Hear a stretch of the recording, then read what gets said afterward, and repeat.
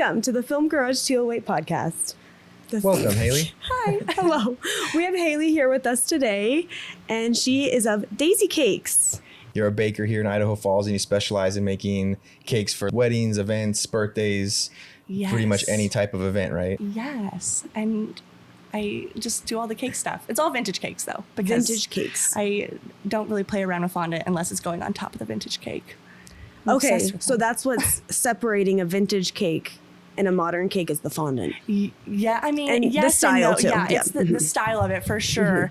And I mean, I'm so new into cakes. I started my first cake in January. So I'm still learning all the things, and I'm just so invested into the vintage that I just haven't even accepted orders that were not vintage, which is good. I mean, I'm glad that I have enough people that want the vintage style. I was not expecting that when I started that Instagram. I was just like, I'm making these and I'm taking photos of them.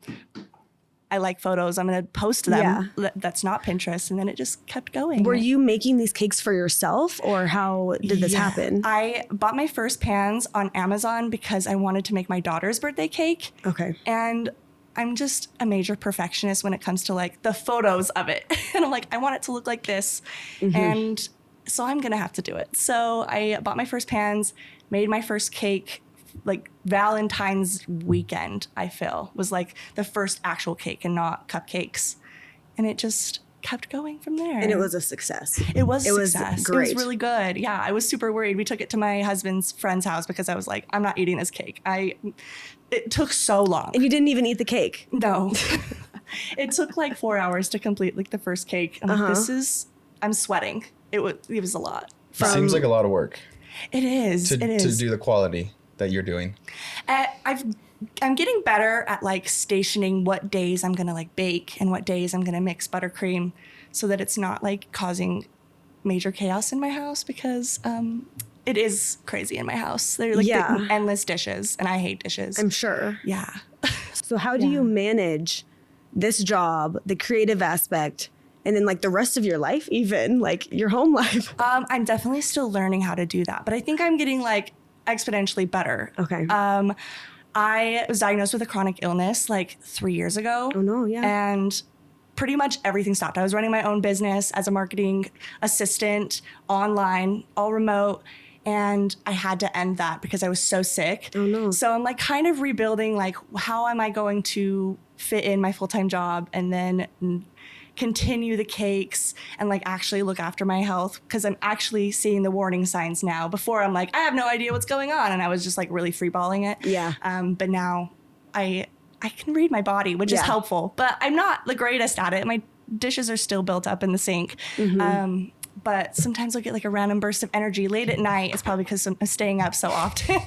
I'm becoming a night owl, and I'm like doing dishes super late. Yeah. So there's not much of, there's a balance, but I'm not where I want to be yet. Yeah. But I feel like I'm maintaining my health, which makes me happy. Important. In the end, health is the most important. Yes. Which is not easy with a chronic illness. You're just like trying to figure it out. Yeah. But it's all coming all together. And I would have never expected that I could start a cake business and actually like be maintaining a business at the same time as having an illness. Like that was unheard of like 2 years ago. Do you feel like having that illness makes you make smarter business decisions because you're thinking more strategically about how it impacts you? Yeah, for sure. I've had to figure out how to slow down and just like, it's okay to not be everywhere all at once and doing all the things because I want to, but I can't. So yeah, it's definitely helped in that aspect of just understanding what I can and cannot do and setting hard boundaries in that way. Yeah. So sticking to those boundaries. So going even further back, so you said you had a marketing job before. I did. So do you think that plays into what you're doing now? Oh, for sure. Yeah. I feel like I tell my husband all the time, like, no one knows what I do.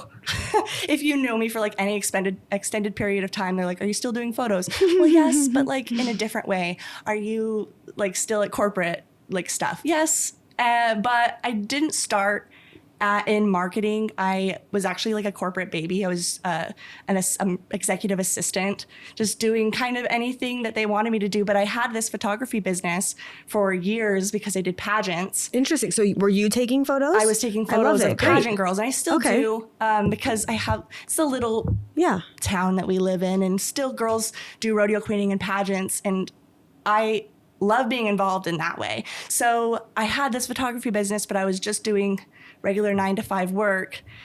But there's always been this deep-seated like creative in me that needed to do something. And at first it was just social media for my personal page, but I really burnt out on taking pictures of myself and the things that I own when I like didn't want to buy more stuff. Yeah. So I was really like reeled it back, and I'm like, I want to be creative in some kind of way, but I don't know what that means. And it wasn't even that I decided to do cakes and like cake. I love cake, but it was that it just kind of happened because I don't know how to explain that besides the fact that I bought it for my daughter's birthday, made her a cake for her birthday, and then made a million other cakes at like the same time. Yeah. Did someone see that first cake? Is that how the ball got rolling? Yeah. Krista does our photos for our family, and she was like, hey, let's do a photo shoot with your cake. And I was like, yeah, that sounds great. And that was just like the start. It was like this angel cake. It was purple with red angels on it, and it just kept rolling in from there, which was really fun. That's really cool. Yeah, mostly like the cow cakes after that. I feel like I've done a million cow cakes. Yes, the cow print cakes, which are so cute. I love them. But I think it's because we just live in Idaho, maybe. It's just every 1-year-old or 2-year-old has like a cow party. I love that. When you first did that first cake and then started getting orders in, like at what point did you decide that you were just going to commit and make this your business? I think I knew it was going to be worth my time, but I also, since I have that creative, like as soon as I knew that I was going to make an Instagram just to post these photos that I was already taking, I wanted like a logo. I wanted it to be cute. So my logo is actually AI created. Oh, really? I went into Midjourney, did a ton of work in there, pulled my favorite parts of what I liked, and then put it into Procreate, and then drew the rest, photoshopped some. So I just like did all these pieces that like a regular business would do because I wanted it to look cute and look good. And then by the time I did a couple and I like felt confident that I could repeat making something good, I was like, okay, I will start taking orders now. And then I had to set up like all the website stuff, which took like a whole day, but I did not sleep because I'm like such that person. That's fast. After I get started, 1 day is really fast. I like can't stop. I've got to finish it so I can see it. Yeah. So you were doing all of these skills at your jobs previously before. Yes. Once I started doing the marketing assistance remote work, I started working for a fitness brand that made granola bars called It Fits. They're no longer selling granola bars, but I started doing her social media, and I worked for a film frog that promotes movies for all sorts of theaters, especially in Texas. We were working a lot in Texas. Okay. But I was making all of this social media stuff, and I wanted to make more things that went in that, but I wasn't ready in my business as a marketing assistant to like break into making logos for people and doing all the making the website for the ordering stuff. I was kind of like plugging everything in the back, which is still my job, is taking everything that everyone's making in the design team and plugging it all into the outside world to see. But I really wanted to do that. So I like kind of found that creative outlet in the cakes, and it continued. No, I love that. That's so fun. Having it's nice that you already had that back end experience to help you with the front end of the cake making to make that way less stressful. It's definitely helped. And I think being able to take nice photos of the cakes and then also have just the nice ordering system, or it looks nice when you're in it and you're kind of like submerged in the branding is like my favorite part of branding, is making sure like the whole entire experience, you can feel it throughout. And that's why I like cute cafes and cute shops. When every time we travel, we like stop somewhere cute. So I just want to like experience that. So I hope the same thing, like when you go to my site or something like that. So that's been a strong focus as you built your business. Just keeping that whole experience. While representing you. Yeah. I mean, it's like the colorful side of me. Usually I'm wearing like black. This is like the most color ever. But like Dazy Cakes is like my whole rainbow my rainbow child. So yeah. So challenges are an inevitable part of every entrepreneurial journey. Have you faced any challenges since starting this cake business?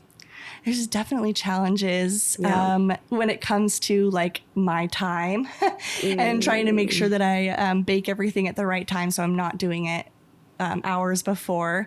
That has been quite a few late nights that I wasn't expecting to be up till like 4 a.m. And I'm like, dang, I really didn't need to do that to myself. But I don't know what else would be a challenge besides really trying to get my order system down better. I feel like I know the way that I want it to operate, but Jotform needs some help. And maybe it's on my side, but the tech side, when it gets super deep, I'm like, what is going wrong? Why is it not getting everyone's order information? And I'm not super great at like messaging back. So having that be like a major part of the business. Yeah, just that communication piece. Yeah, I'm like, I just want to make cute cakes and give it to you. Got to figure out a way to do that, so I'm not texting back and forth, because I'm so bad at messaging you. Like even messaging you, like, I'm so sorry, I did not message you back. My brain did, but I did not. Yeah, no, I get that. Even with ours, we've had just such a hard time deciding like how to do the scheduling process and what softwares to even use. There's so many different ones. I think we've started so many trials of different ones that are now wasted because it's like, nope, that's not good. Yeah, we have to change it. Filled out so many free trials of like ClickUp and Trello and Basecamp, all of the different ways to like program and systemize it. And the only thing I found that works for me is Google. I really wish that Google Calendars just had like that Zapier, like can put in all the information. Yeah. But I love the paper calendars. Like I buy the journals at like TJ Maxx. I'm like, this is a cute journal. I'm going to use it. And I'll lose it. Like I have to just have it in my phone. So I've given up on having cute things and being like that cute journal girl that like has her life together. It's not me at all. Is it hard to follow up with customers because it's such a specific order that they put in? Like everything's customized? Is that why? Or? Yeah, everything's super custom. So everything's like a starting price, but we have to like talk about design. And I'm super particular on like wanting you to tell me or show me what colors you want to use. Because telling me you want a green cake, I don't know what kind of green you're talking about. That's true, I guess. Yeah. So I really want to see the specific color on my phone. So that takes a minute. And then just making sure that they have like all the information for my address and stuff. Cause I usually don't I have pickup at my house right now. And so I don't give it to them until like a couple days before, because I am like the most scared person ever. I'm like, I can't believe I'm even having people come to my house, because that is like unheard of in my lifetime. So that's great. Right. It's like giving an address to a Craigslist person to come pick something up. You're just like, I don't know. This could be anyone. Yes, but that's why I do porch pickup. Everything's I try to keep it contactless, because I also don't want to like open the door. Yeah. And have like my 2 dogs bark that are they're little tiny mini Pomeranians, but as soon as that door knocks, they're like going crazy. So loud. It's so embarrassing. Oh, like, no. Don't knock on my door, please. Like it's not me. They're gonna go crazy. Yeah. That's so funny. Okay, let's see. So many creatives struggle with pricing their products. How did you price your products? What was your thought process? I think I had a slight like benefit of having already priced myself in the market for like remote work and photography. So I understood that I needed to charge my worth. And I feel like that's like a major part of like people that are starting a business is charging your worth. Yeah. And from day one, I was very much like, if it's not covering and paying the supplies and paying me a profit, I'm not going to make you a cake. So I really tried to come up with a good pricing structure that fit East Idaho, but also fit the actual demographic of like vintage cakes. And I was so surprised coming into the baking industry how open and kind everyone is. It was like insane coming from like photography where there are nice people, but you're like, you're not getting a ton of information from them. You're okay. You mean like fellow bakers? Yes, but fellow bakers, they're like, this is what I'm charging. This is what I'm doing. And that transparency has been so helpful to like price my cakes. So even if it's different from cakers around in this area, I'm like fitting the style and of how much people are charging in different areas. Yeah. So that's kind of how I based it off of, is asking other bakers what they were charging, making sure it covers my supplies. And I'm meeting like some type of profit because of it. Yeah. No, I like that you reached out to the other bakers and just asked them specifically their prices. 'Cause that's really important. I hate those like calculators on Google. It's like, how much should you charge? It's like, this is not helpful to me. I like had to actually write everything down, and figure out pricing. 'Cause it didn't make sense to me in the calculator things. Yeah. So yeah. And also there's always just hidden expenses that come up. Yeah. That those but things I'm don't thinking think for about. like Yeah. you pricing yourself and getting your worth, whereas like your competitors aren't all doing it for crazy, crazy cheap. So it makes it difficult for you. Yes. Yeah. And I definitely started when I started the cakes, I had them lower than what they're at now. And that was basically because I'm like, I've never made that many cakes before. Like I just started this year. So I just wanted to make sure it was covering my bases and covering if like anything were to happen. Cause I got a Drew Barrymore mixer.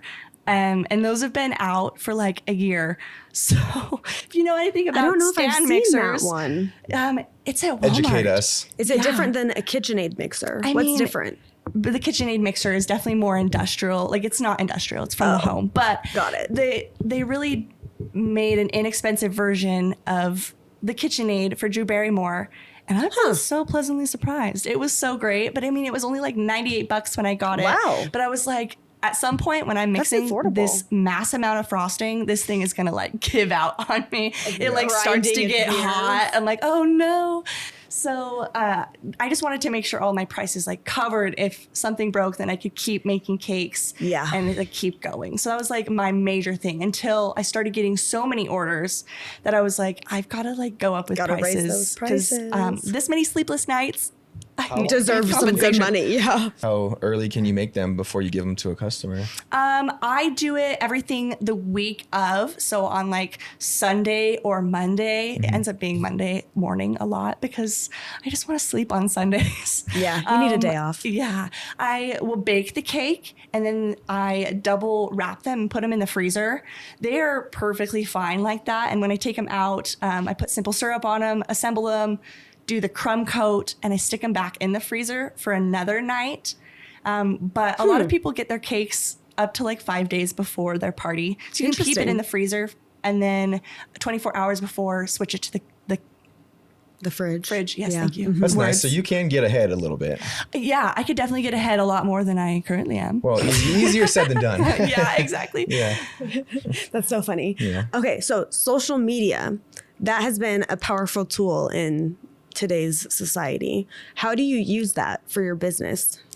I was first pleasantly surprised that people in this area liked my cakes. And so that organic growth has been really awesome. And organic growth, besides like showing up and like people knowing about you, there's not much else you can do.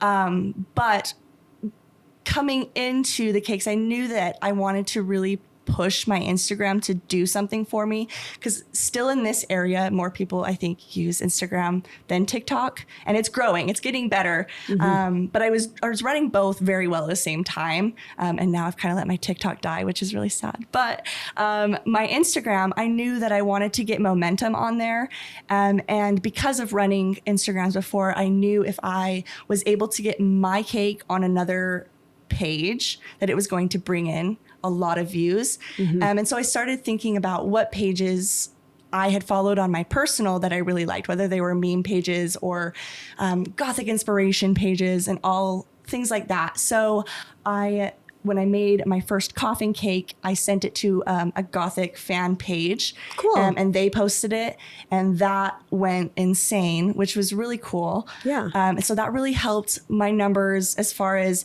being able to push the algorithm to actually show my stuff to other people. Yeah. Because at the same time that all these new random accounts that are definitely not local and probably not going to order from me are coming in, it was showing my stuff more regularly to people that I was with. Yeah. So I tried within those weeks that it was really performing well to push out the most amount of content that I could, and just being super consistent. And so I really view social media in like as waves. I feel like it really, riding the wave is so much better than like pushing content that's not performing. For sure. And strategizing different ways to build the wave up so that you can write it. Yeah. And that's happened on my personal page before I did this cake page. So I had seen that happen before, and thankfully it repeated when I did it for the cake page. So I kind of need to do that again, strategize what cakes work. Like with the Barbie theme would be like a good example of kind of seeing what people are posting about the Barbie stuff. That's a big page, and are they willing to post my stuff? Because a lot of times they won't even charge you. They just want content for their page. So are you reaching out to them and offering you the photos? Yeah. Or? Okay. Yeah. I'm offering it as, hey, this is content that you can use. If you can tag me, I'll give it to you for free. Yeah. And they'll do it. Interesting. So you're finding these pages and you're curating those content specifically. I love that. That's a really great strategy. And it's working for you. Yes, it's worked, which is great. Really awesome. And I think I viewed the cakes quite differently than like when I was putting out myself as like the thing in the video, because my Pinterest is filled with cakes, and I'm like, I see my cakes like that, and how do I take my photo and it gets so loved that someone's going to take it and put it on Pinterest. Yeah. I'm already going to do it myself, but how do we build more people? Yeah. And in my head, just doing it that way by having other pages that are doing that as their whole platform. Yeah. I think that's the way that it works in my brain. Yeah. I like that. That's something I've never really thought about. Yeah. So. Well, usually you get the scam messages that are like, oh, can we use your, can we post this or promote this? And it all just seems scammy. Your way is much more shortage of that. Just cuts through that. Yeah. I think it helps to reach out to them knowing what you want to, like, not like texting a vague message like, hey, I love your page. Are you open to this type of work? I'm like very direct. Hey, do you post other people's content? Is that available? And are you willing to do it for trade? And just leaving it at that. Yeah. So I love that. That's really cool. A lot of people could use. Yeah, that's really cool. That's good advice. So with that collaboration with bigger like meme pages and stuff like that, do you try it with local businesses too? Or have you tried those avenues? Or I have not. Are you talking like local businesses, like giving them a cake? I don't know. Just ways to collaborate to get your attention out more to your business.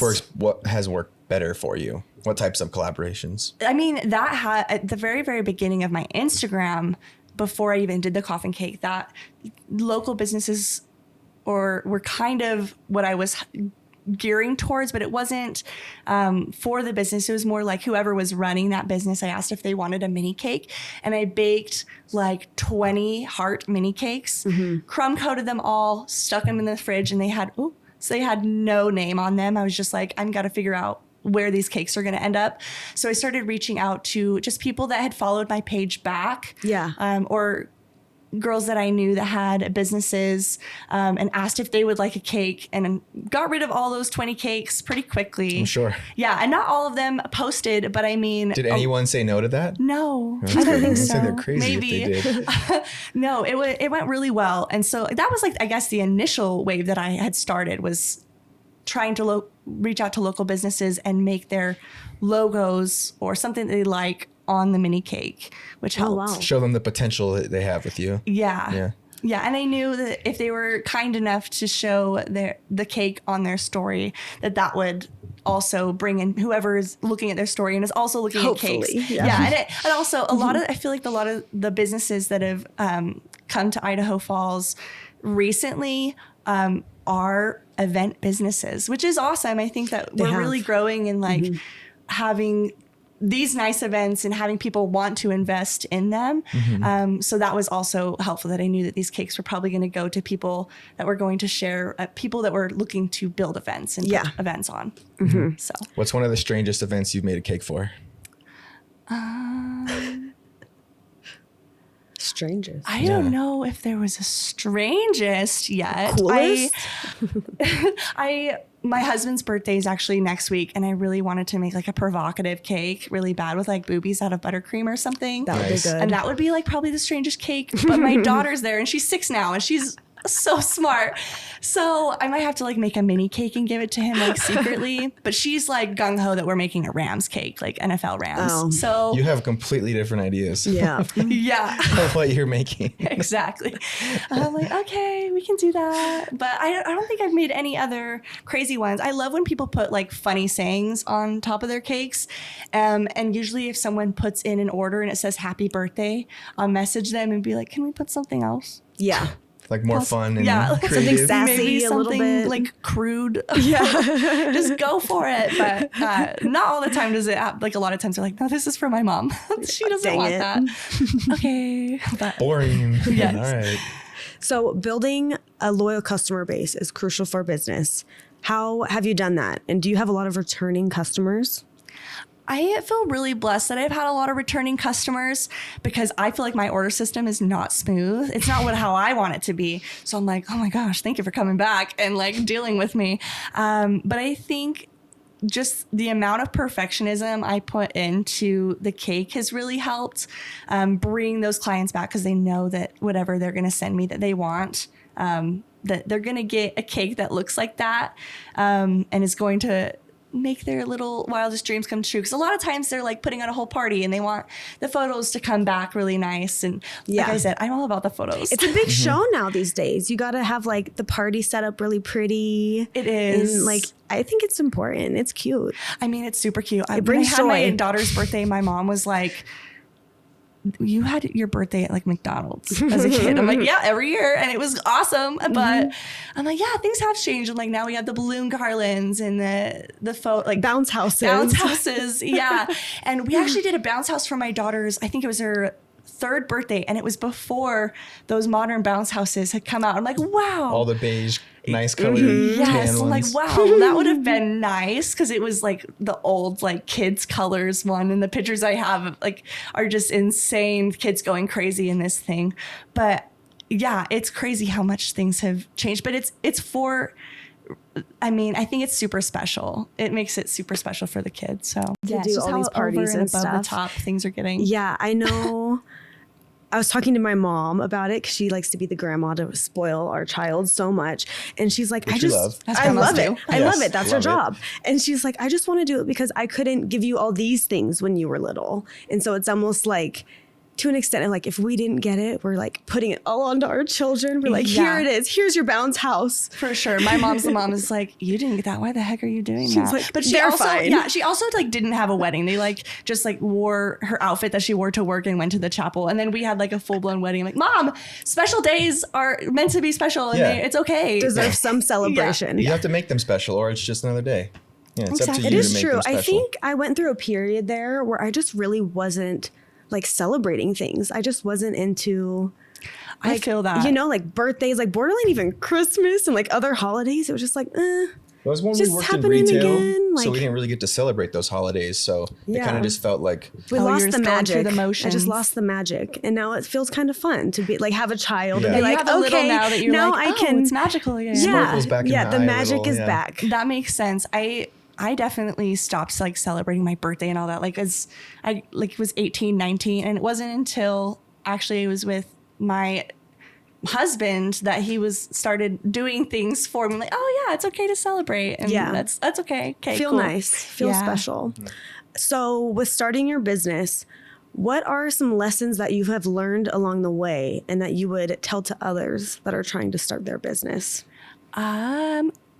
I think to be open is like the best advice because I didn't expect that I was going to have a cake business. I knew I wanted a business. It's always been in me and my husband's hearts that we are both entrepreneurs. And there was just kind of no getting that out, but I didn't know what it was going to be. And so when I stopped doing the marketing assistant, like who am I? Like what, it's like really the Barbie, who am I? Like, what was I made for? And just being Cakes. open. Yeah. Cakes. I guess. a cake. And just being open and knowing that like something was going to come to me. And I didn't know what it was going to be. Yeah. And then once I found it, being like okay that it was cake, because there was a small ego part of me that I started building, like making cakes, and I'm like, all these people know me as a marketing or a photographer, and like here I am stopping again and pivoting again. Yeah. I know I'm only 25, but like it feels like I've lived like 4 lives, and I'm going to end another one and start another one, and just eating that ego and being open that it's okay. Just do it. It's performing really well. Yeah. You're skilled at it. And the difference between like a skill and a talent, like I don't know, I'm kind of talking in circles now, but I actually had a boss that really broke this down to me. He was like, you have really good skills and you have amazing talents. And he's like, you have to figure out a position that raises your talents, because your skills will come after it. Those are something that you can attain, that you can work on. But your talent is in creativity. It's in creating beautiful things and seeing things that aren't made yet. Yeah. And kind of leaning into understanding that, okay, I know my talents are in creativity. The cakes do that for me. And all these skills can come after, and it's going to be okay that I'm pivoting. Yeah. It was kind of like the biggest thing. That's of fine. that. You're allowed to change your mind. Yeah. That happens all the time. I've seen so many, it's the cliche thing of the list of all of the famous people nowadays that just started their jobs at like 30 years old, 40 years old. And they're like the most famous people ever. I'm like, it's still, everything can still pivot. It's going to be okay. Yeah. So Literally. I'm getting older. I'm like understanding that. So. Yeah. It's crazy how just time keeps moving on, and it's like you got to do something or you're just going to be sitting in it. Yeah, exactly. And I would have been holding still, because I got my job that I have currently, that's my full-time job, which I love, but it wasn't fulfilling that in me, that I knew deep down that there was going to be a business that I love, and I'm going to be the CEO of it. You know what I mean? Yeah. Is it going to be bigger? Are we going to see like a bakery soon? I think I'm maintaining that openness, but understanding that there's no push there. Like, I'm not looking for a bakery, but like a storefront here and seeing what's available. Yeah. But it's because I'm happy with how much I'm putting out. A lot of that comes down to, I guess, the cliche social media, that I'm happy that my social media looks good. As long as I'm putting out cakes constantly and people are ordering from me, I'm like so happy about it. Yeah. And investing more into the pop-ups when I am able to do those. I only did really one so far, that I actually brought a ton of desserts and sold them. But I have like plans to make those even more fun and bigger. And I feel like that will like satisfy me to like a good level. Starting like a bakery, like an actual brick and mortar, like that's kinda, getting up at 4 a.m. That's a lot. Yeah, that's it's a whole like breaking beast. bread. It's a lot. It's so much. So early mornings, and just doing different things. Yeah. I mean, I make sugar cookies, but other than that, I mean, I make really good food, but I have no interest. Would you ever do like farmers markets and like those other types of markets? Yeah, because you could probably kill selling those like mini cakes thought about at the doing market. the farmers market, and I was actually trying to figure out how I can put like mini cakes in like plastic wine bottles. Oh, cute! So that it was easy to carry around, because like something for people to see. That's fun. Like something attention getting. Something that's fun. Yeah. Because I feel like that's like my only reason to go in the farmer's market, is because like I feel like everything is a cute picture, and here I am. I'm like always like, what's the cute picture? But it's because I see everything like so vividly, and I want the vibes to be there. Yeah. And so when I like think of a farmer's market, I'm like, I want like a cute picture that you're able to like hold it out and like, look at this cute thing that you can only get at the farmer's market, which anytime I go is always like that grilled cheese stuff. Have you seen those? Like you grill the cheese. Oh, it's like the best. Interesting. Food. Which one? The Idaho Falls. Yeah, the Idaho Falls one. I don't know what their brand is called, but I don't know if I've seen the cheese. Oh, no, we did cheese? see it. Like they were just- melting but the it doesn't. cheese. Yeah. We walked it by called? it the other day and they were I just don't melting. know what it's called, but it's cheese and it's good. And they Well, grill next it. time we go, we'll look for it. Yeah. Yeah. No, that's super cool. So do you think you would ever, like you love your full-time job. Do you think you'd ever scale Dazy Cakes to be doing that full time? Or do you want to kind of keep it My idea separate? of scaling, I mean, it's an idea and I have not put it to work, so I don't know if it'll work. But in my brain, to make it scale, it's either that I have to make more cakes or I need to up my prices of my cakes. Yeah. And I'm happy with where That's they're true. priced. And making more cakes, I can take on a couple more, but then it gets to the point that like I have to choose. Yeah. So, like I've said today, I always had this like deep knowledge that like I want a business, and I've always wanted to be a product business. And I don't know what that's going to be. And the cake has been that product, but it's a service more than anything. So that's why I had started making stickers, which right now I'm giving them away for free at events, and then to just fellow bakers, and the sticker designs, as well as like tote bags that I've made. And I'm not started selling them in any capacity, but I know that there's something there if I really wanted to do it.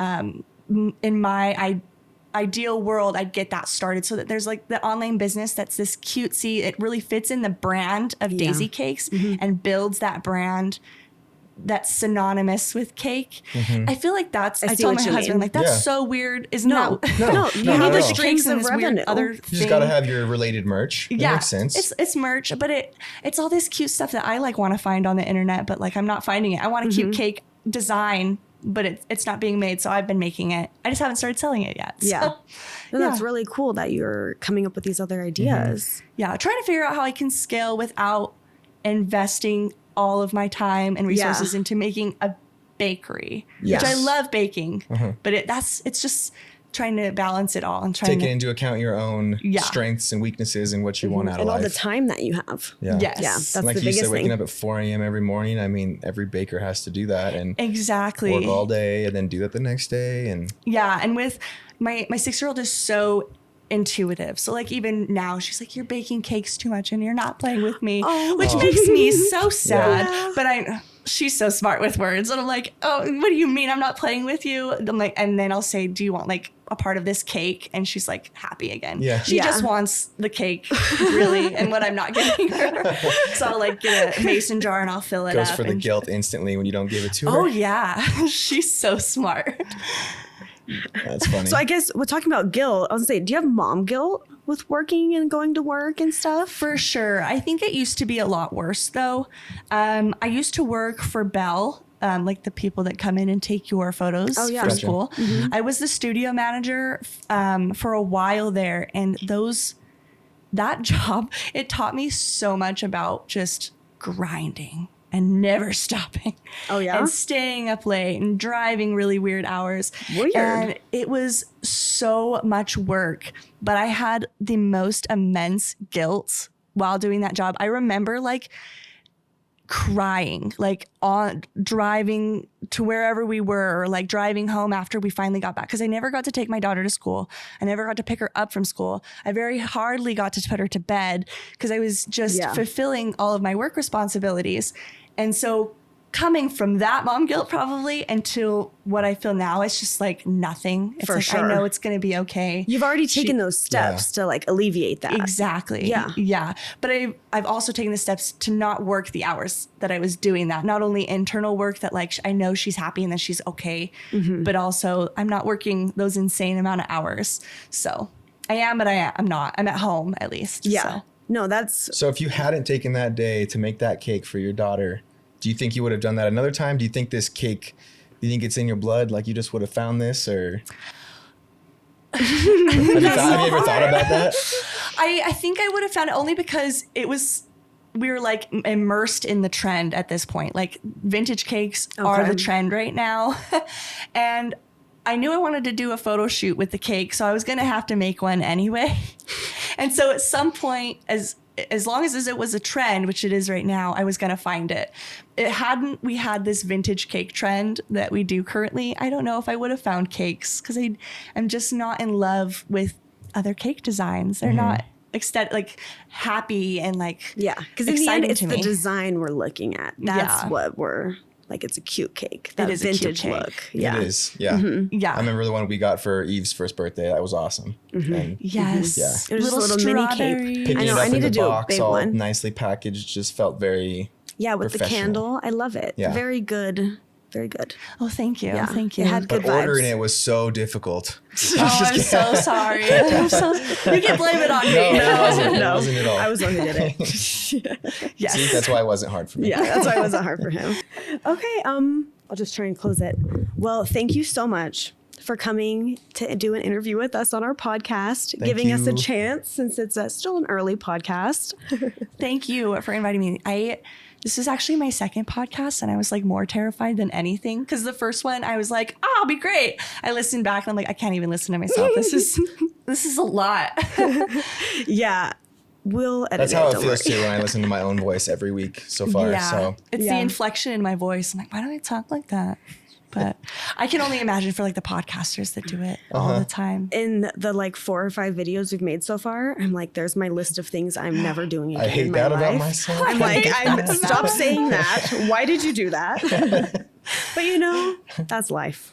Yep, you learn. That's life. Okay, well, Okay. anyway, thank you. Thank you Thanks, guys. Bye, Hailey. everyone. See you next Bye. week.